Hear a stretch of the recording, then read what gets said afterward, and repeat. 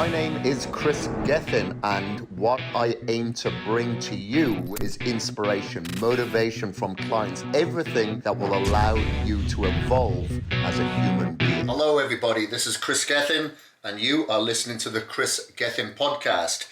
We have a special episode. Well, actually, they're all special, but this one is an ultra special episode because this interview that you'll hear is with a friend of mine, a client of mine. This is out of Mumbai, and his name is Hrithik Roshan. I'm sure many of you may have heard of him. For those that haven't, he's a huge Bollywood actor. Millions of people from around the world love him, follow him, watch his movies, and for good reason. I've got to know him on a personal level since I first started working with him.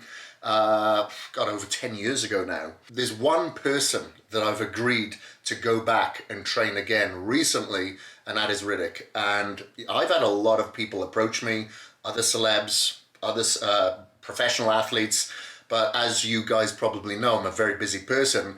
But with Hrithik, I made the exception because I really like the guy, and I really want to help him transform again, which we did successfully. So the interview that you're going to hear now is talking a little bit about that journey that we went through over the 12 weeks. What a lot of people do not know about Hrithik is that, and a lot of celebs for that matter, is that Hrithik works really hard. People think that celebs have it easy. You're probably going to think I sound biased, but they really don't. I remember working with Hrithik back in like 2013, and he didn't take a day off for like 7 months. He worked his ass off, and sometimes those hours are like starting at 4 o'clock in the morning, finishing at 7 o'clock in the evening, and it's exhausting work, but he would always hit his targets, eat his meals, go to bed early. Of course, sometimes it was a struggle if he had to shoot throughout the night, but he always get his workouts in, and this guy deals with a lot of injuries that he's had since a teenager.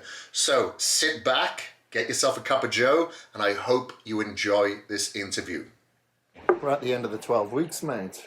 Did it go quick for you, or was it like, God, I can't wait for this to get over with? This time stood still. Let me just absorb what you just said. It's the end of the 12 weeks. 12-week transformation, first phase. Wow. That's, yeah, it's good you said first phase, because that's what it is. It's the beginning. But honestly, it doesn't feel like 12 weeks at all.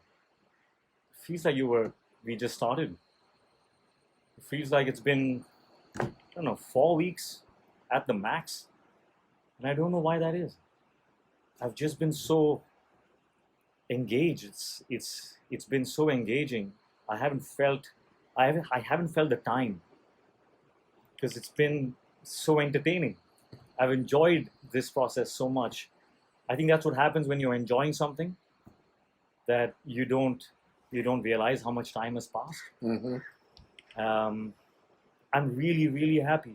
I'm really happy that I'm finally here. I have been visualizing this day for the past, I think, more than 3 or 4 years, because I knew this was coming. I knew that I am going to be at a point in my life where I will need this transformation once again. Because I was all over the place, and I was resting on past glory. So I have been sending out the vibrations, and I've been on that frequency, slowly getting closer and closer and closer. And it's taken us about a year through the pandemic to find the right window for you to be here. Yeah, because it was initially going to be before the pandemic. Yeah. And then that happened, so that was a couple of years out the window. Yeah. So my last film which I did, my last film which I did, War, that was an eye-opener. That was it revealed a lot of things that I was taking for granted in my life. Maybe age was one of those factors. Having said that, I know it was an age. Well, you've proven that now. I don't feel that right now at all. So in hindsight, I think it was a lot of other things, a plethora of things. But it all boiled down to I was not living the kind of life that I wanted to live, health-wise, body-wise, and it happens to all of us, I guess. Our the plate stays the same, but the amount of things that gather around us in our lives, they start becoming more and more important than your health. I love my work. I love to work. I want to put my best into my work. I love spending time with my kids. I love spending time with my partner. I love traveling. I love spending time with my family, my mom, my dad.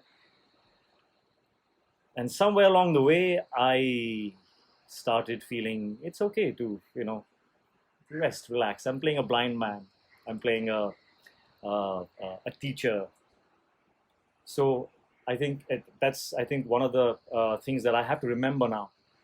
That even when I am playing these characters, I cannot let go of the lifestyle, which is now no longer for a particular film.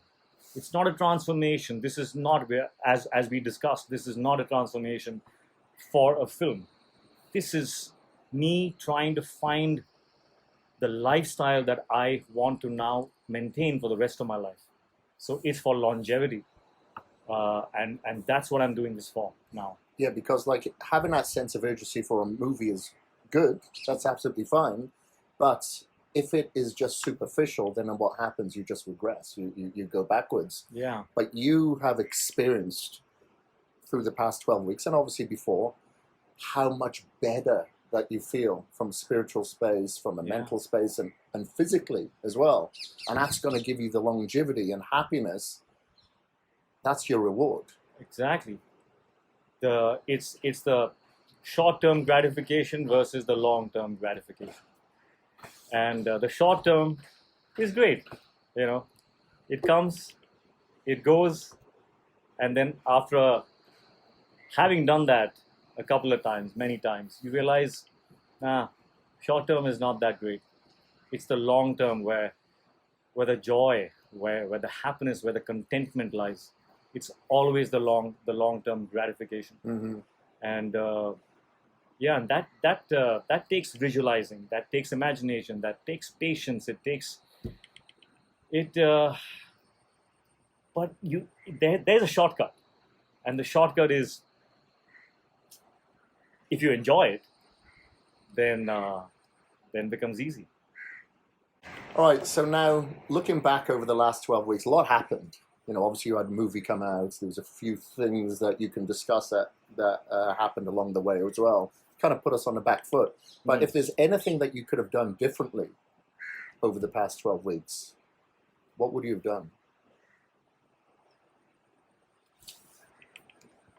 Not got COVID, for one. Yeah, what are you going to do that for? Getting COVID right in the middle of our of the muscle building phase was very disheartening. I thought it's all gone to the dogs now. I just lost. But even through that, I got to learn. I got to learn that the body is stronger than I thought. When I had COVID the last time, it took me 2 months to recover. 2 months to get back into the gym. Of course, this one may have not been that a strong COVID. But we were back in the gym in I think 15 days, just trying to start lifting the kind of weight that we were. In 2 weeks, that's like, I couldn't imagine that. So even through that, I got to learn that I don't need to assume. And this is something that you kept saying. I don't know what the exact words were, but what you were trying to say is that don't assume that you're not going to be back in the gym, in 10 days or 8 days, 12 days. And that helped a lot. That there is somebody who knows better and who is here to support and guide and push. So the decision-making process becomes so easy. I could relax through my COVID. And I have to start and learn how to do that for myself now. Because this time I've been very aware of your presence and what you bring to the environment.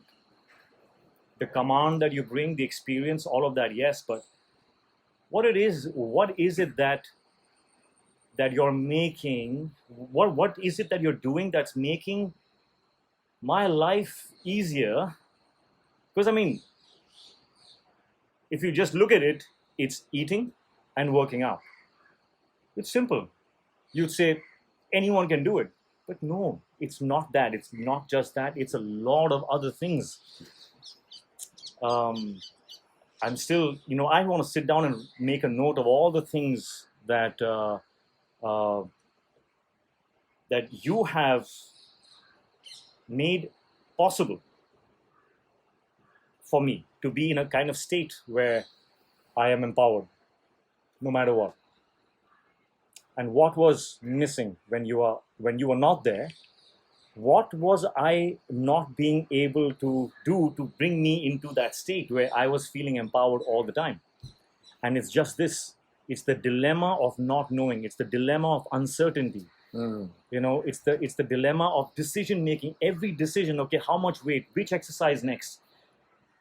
If I'm having a late night, I don't want to. But if I have had a late night, how do I, negate or nullify something I've done or eaten, or all that knowledge, all the experience? I think that not knowing, not having that information makes a lot of us doubt all the time. Am I doing it right? And then because you don't know 10,000 things about what is right and wrong, you just feel like you just need to go and push hard in the gym, and then eat, push hard in the gym and eat. But there's so many other things that's going on. It's the rest of your environment that needs to all come together. And that's what has happened the past 12 weeks for me. And I think because you're in a position of being, like, for instance, like the pivotal role of the house, the powerhouse of making so many decisions, you just don't want this decision-making fatigue of this as well. Especially, like you said, you're going through a stressful situation like COVID. It's like you just want to dump it onto somebody else. Yeah. Just so you can kind of relax and focus on what you need to do, such as getting better in that instance. Yeah. Absolutely. There is the weight of decision-making, and not the big ones. The big ones are easy because they don't. When you have a big decision, you sit down with it, and you make it. Either ways, but the smaller ones, the really, really smaller ones. I mean, even as small as, I don't know, how much food I should have for breakfast. How much food? Yeah. There's so many little things throughout the day. And they actually start weighing on you. Answering SMSs, looking at emails, to get that all boxed into compartments and have a discipline through the day is how it needs to be. Yeah. Just to feel in control. Yeah. Of things. Now, when I came the first time, there was good reason for why you were out of shape. You had the spinal injury. Yeah. Doctors told you to basically stay in bed for several months. So understandable. But this time, obviously you've got a lot. It seems like you've got a lot more weight on your shoulders, a lot more responsibilities. Since then, now you've got HRX. Now you're involved in Cult Fit. Obviously, you've got your family, you've got your girlfriend Sabat. Do you think all of this extensive responsibility had led to you going, you know what, the health part can just wait for a while because I've got so much going on over here? Is that why you kind of put that to the side, do you think? I mean, all that does, you need to make time for all of that. That's all very, very important. But what have I lost? What did I have to, what I'm trying to ask myself right now is, what did I have to sacrifice from all of that to be able to, live the last 12 weeks? I have spent time with my boys. I have spent time with my partner. The only thing that I think was non-existent, actually, there was also a film. I went through the entire post-production of the film. But this time, I had someone to blame. Yeah, so If I I was was the letting, pincushion. if I was letting someone down, I had you to blame. You know, all I had to do is play a voice note, and they could really, feel the seriousness of how important the sleep is now. So that really helped. But I think what I was not being able to do is assert my own power for my own boundaries, which is what I think I built through these past 12 weeks. I don't like letting people down. I want to be there for everyone who I love and care for. But these 12 weeks, I have put into everyday deliberate practice to say, let me see what happens. Let me see if it's rest and digest, if I'm eating my meal and I need my body spiritually to just be calm while I rest and digest this food. There are messages about my movie which has just released and it's urgent. Do I pick it up now or do I pick it up after 10 minutes? And I stopped myself, and that was, I think, the change that I have brought into my life now. Is everything else waits, and I follow my rules and keep my boundaries intact for myself, for my body, for my mind, for my heart. And I think that is what I was unable to do earlier. I could never in my life tell somebody who is a collaborator with me on a movie that, hey, I'm going to come, but I'll be there only for 1 hour because I got to come back and sleep. Sleep? That's like, it's unheard of. They're kind of like disrespecting that person you're going to meet. You want to go relax. You don't want to work. That's not my DNA also. I have not been brought up like that. We were not taught about the balance. We were only taught to sacrifice and to push, and that there is no good place to get to if you don't have an enormous amount of pain. So a lot of us have been going out there looking for pain. We want to be the phoenix. For the phoenix, you need the ashes. So we're looking for the ashes. I don't want to look for the ashes anymore. I'm done. I have risen like the phoenix many, many times in my life. I want to be smiling now. And that's how I've gone through this transformation. It's me not being able to put down my rules and saying, this is the cutoff. That's the time I will work. This is the time I will, be with me and do the things that I need to do for me. And everything fell into place, man. Yeah. Everything fell into place. I did everything and I did it better. Wow. I did not sleep even one night beyond what? What's the maximum? All my scores. What's the latest I must have slept in the past 12 weeks? Oh, past 12 weeks is probably around midnight, was it? Something Maximum. like midnight. Yeah, and that was. I've never crossed 12. Yeah. And 12 o'clock. It was later than that when we started, and now it's been closer. Now mostly around. Now it's 8:39, 9:30. Yeah. I'm in bed. And not only that, what is more important, I believe, is just the quality of your sleep. Like tracking your sleep. Now we see, wow, you can get crowns. Yeah. You've never really done that before. I never thought I'd achieve that my whole life. Yeah. Whole life. And the funny thing is, when we begun like that little sleep score group, you were like at the bottom, and now, I think yesterday, like you had the best. I was a winner. Yeah. Can you imagine that? Wow, man. That for me is like, it's bigger than an Oscar. I made it. Wow. Yeah. Yeah, that's cool. And like, do you feel like mentioning about, rising from the ashes, being that phoenix, do you think you had something in you that was like a little bit self-destructive, where you're saying, okay, I'm going to look like this, I'm going to go through this transformation, but in order for this transformation to look even better, I'm going to look my worst to begin? Oh, that way? Yeah. Did that ever enter your mind? No, not really. Okay. But having seen my before pictures, it almost seems like I've worked harder for the before pictures Yeah. than my Should be after very proud of pictures. those, yeah. Like, wow, he really works for his before pictures. Yeah. He really makes them look. Yeah. Well, I thought you'd been working for it when I first saw you take your top off. Yeah, wow. No, but there is every person who is striving for that amount of perfection is in a sense self-destructive, because, and I've realized this now, that I'm pursuing that perfection because there's a part of me that of course knows that I can be a certain way and look a certain way and deliver and all of that. I can look great and I can be great and all of that.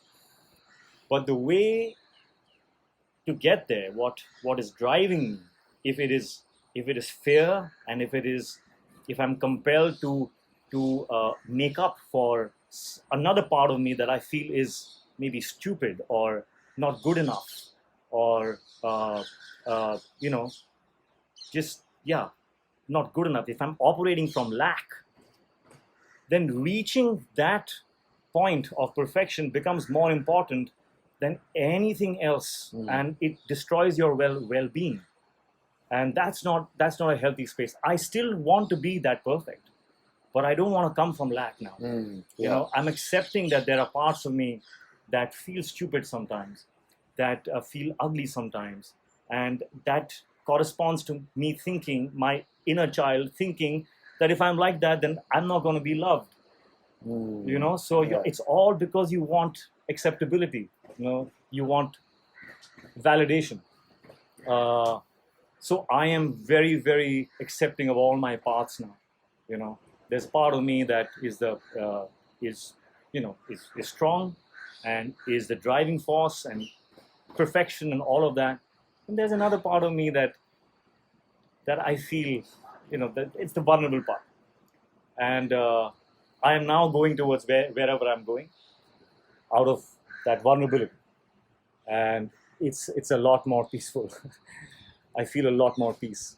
So do you feel you have found balance yet? Since the 12 weeks happened, yes, I'm sure you found a little bit more balance now, or at least you have a better idea of what balance is. If so, do you feel that you found it? What is it? I hope so. I really do hope so, because if I'm very conscious of the fact that this is it's a very important moment in my life, and I need to grab it. I need to take what I have learned and put it to practice every single day.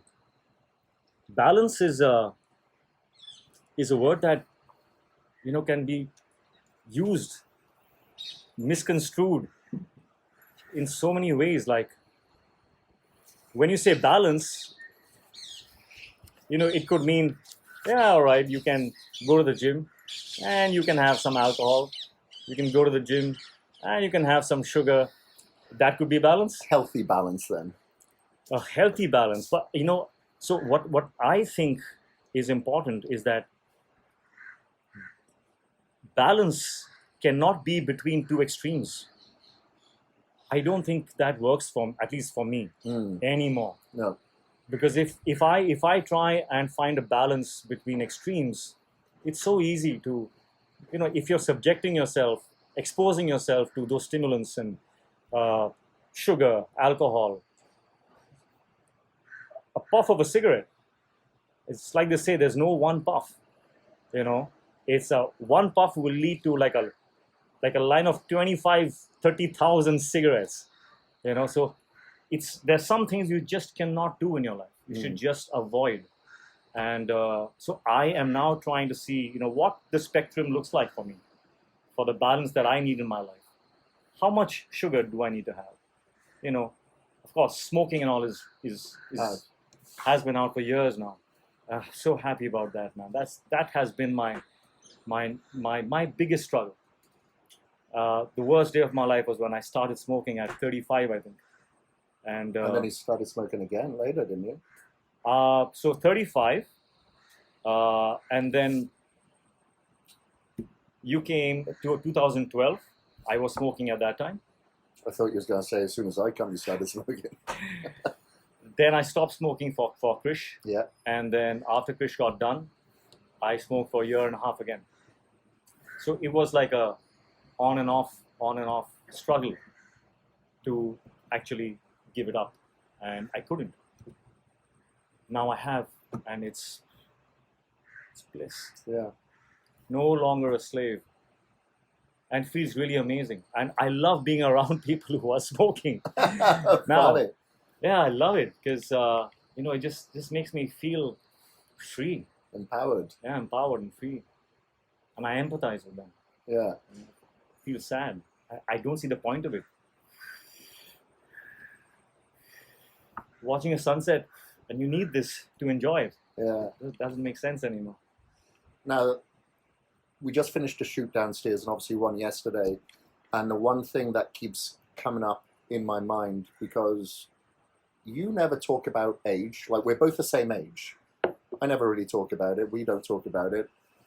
But you're defying age now. Because, there's a part of me when we started the transformation, and I said to you a couple of times that you're a little bit older now. We just don't know how the body's going to react. Thankfully, nothing's really changed. Your body reacted much the same way. Yeah. Carb loading, the same way. Your body went through the carbs. Really, really cool. So do you feel 48 years old? You certainly don't look it in these pictures. How do you feel? Well, I'll just go by the feeling. I feel as light and as fast now as I felt after our last transformation. 11 years So I'm ago. comparing those two dots. Yeah. So yeah, I don't feel different at all, but I did about a year back. Yeah. And when I was doing my film War, when I was doing that film, I wasn't good, and I thought it was age. It was my body. I thought I was dying. Honestly, I thought I was dying. Like some of the nights when I came back home, I was not sure if I'd wake up in the morning. Why was that? Because I think I was not prepared for the film, and I was up against a really big challenge, and the side of me that is striving for perfection, otherwise I'll be found out, and no one would, people would know that I'm not that good, as good. So I was driving myself, I was destroying something inside while trying to achieve that perfection. And I think that that took its toll mentally, physically. Because after the film, I went into adrenal fatigue, and I was for 3 or 4 months. I couldn't train. I wasn't feeling good. I was almost on the verge of depression. So I was completely lost. And that's when I knew that I need to make a change in my life. And when I look back from that point, I saw myself, while I was doing Kabul and then Super 30, and I'm playing a blind man, a teacher, and I'm just looking at my lifestyle, allowing myself weeks and weeks of binging and then suddenly, working out for like 12 days and getting into a little bit of just having my shoulders pumped enough to like keep the myth alive. Yeah. But it wasn't the truth. So I was resting on past glory, and my lifestyle wasn't good. So it's imperative now that I take control. Yeah, I think there's definitely a contrast of extremes there.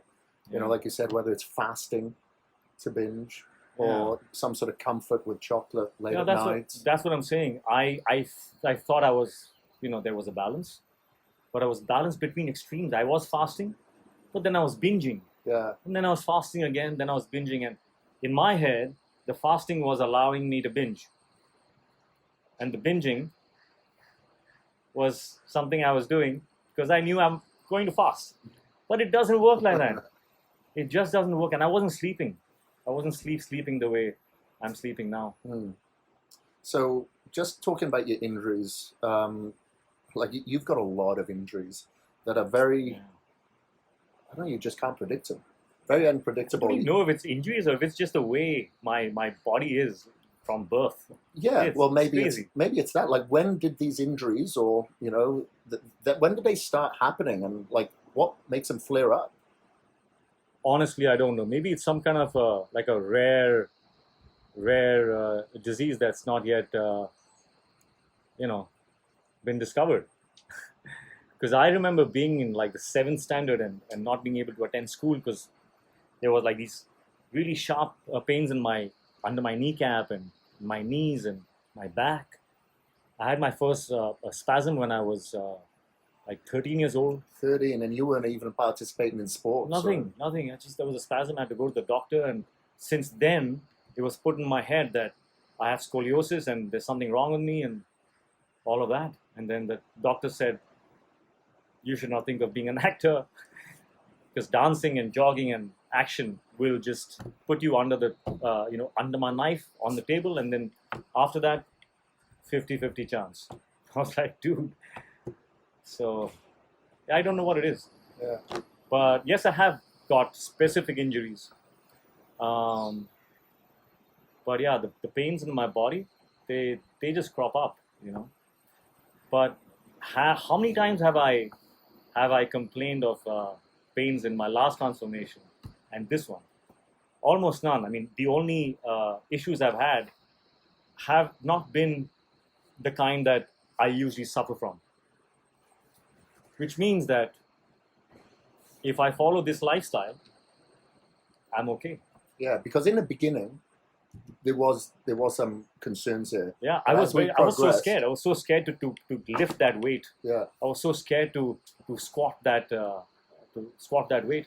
I wasn't sure if my body would take it, but because there was no inflammation, perhaps because there was no sugar in my diet, my food was so clean, my sleep was great. Yeah. I didn't suffer those pains. So I think that's just something I'm really looking at. Yeah. Just living a little bit more of an anti-inflammatory lifestyle and sleeping better, eating better, hydrating will contribute to. I think that's what I need. More than somebody who's normal. Normal in the sense that someone who doesn't have the kind of pains I have. Mm. And if you are suffering from any kind of chronic injuries or the painful joints or any kind of pains in your body, I mean, this is the best thing to do is to just cut off sugar completely and sleep. Are these would you say these are the primary two things that I have done? For sure. Hydration, sleep, cutting out any inflammatory foods. No inflammatory sugars, foods. Refined vegetable oils, and working out, resistance training. And sleeping well. Yeah. Yeah, and I have been pain-free. Touch wood. Absolutely. Well, thank you ever so much for your time. You're getting pulled in directions behind us. That's all right. If we need to talk anymore, we can. No, I just want to say thank you ever so much, not only for this interview, but for allowing me contribute to your transformation. It's been a pleasure. We were on the fence for a little while, and I'm so glad to witness what I've seen the last couple of days, but excited for phase 2 to come. Absolutely. And I'm obviously more thankful for not just having you here, but for everything that you have lived that's made you who you are today. From your injuries and to all the things that you put yourself through, the learning, the discipline, collecting the knowledge, and serving the world the way you have. I mean, before you came in with to train me for Krrish, the terrain of our country where fitness is concerned was something else. Mm.